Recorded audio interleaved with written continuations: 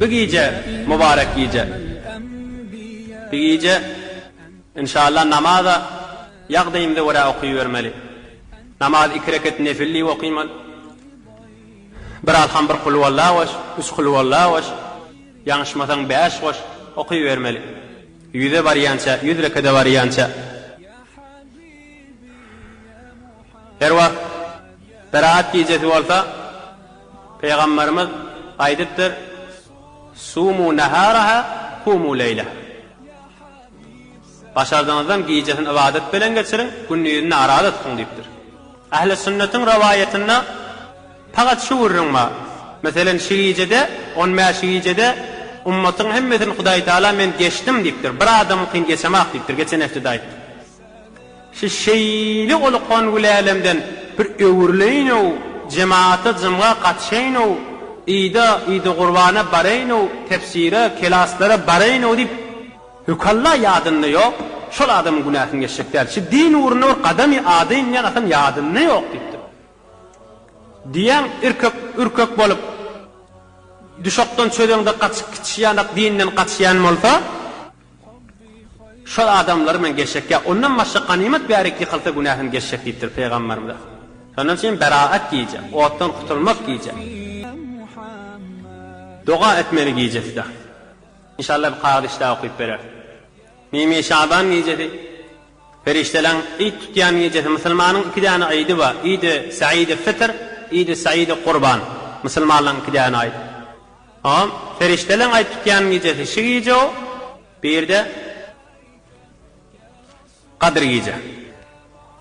Şu giyeceğini, bir de 2 tane aydın giyecelerini ibadet bilen geçiren adamın kalbi ölmez deyiptir Peygamberimiz. Uluqan etmeli duatı Bismillahirrahmanirrahim Şaban'ın 15 gece okuymalı dua. Arabisi süne yazıqlı. Arabiden qov baş çıkaryan olsa Arabisini okuyor. Yok Arabiden baş çıkarmayan olsa qov ihlas bilen evinden iyilinden Allah'ım salli ala Muhammed okuyup şol Türkmençe'nin dua etsek yerine yetiyedi. Arabisini bilekte okuyayım. Allahümme in kunta كتبت اسمي شقيا في ديوان الأشقياء فامحه واكتبني في ديوان السعداء وإن كنت كتبت اسمي سعيدا في ديوان السعداء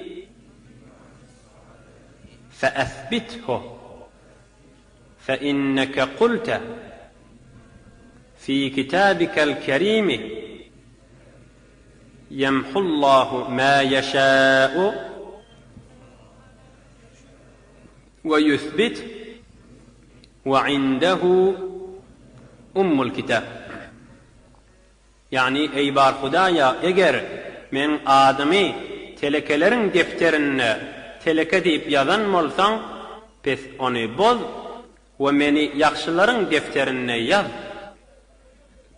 Ve eğer men adamı yaxşıların defterine yaxşı deyip yazan olsan pes onu sabit durur. Şu yaxşılığını dursun. Pes betahqiq elbette sen öz keremli kitabında ayttın. Allah Teala halan zadını bozuyar ve halan zadını sabit durur ve onun yanındadır kitabın asli Levhul Mahfuz. Ne sadece duası Hudaya eğer men betbaxtlan içinde kösenenlen içinde yazan olsam men adam ondan ayırda hoşbaxt gününün adamların listinde kitabını koyuverim. Ve eğer ben hoşbaxtlan içinde o da adam yazılı olsa gününün adamlardan yazan olsam şonda saklaverim. Özün Kur'an'da ayttın Hudaý Taala halanını bozup ve halanını koyyanlar deyip Kur'an'da da ayttın.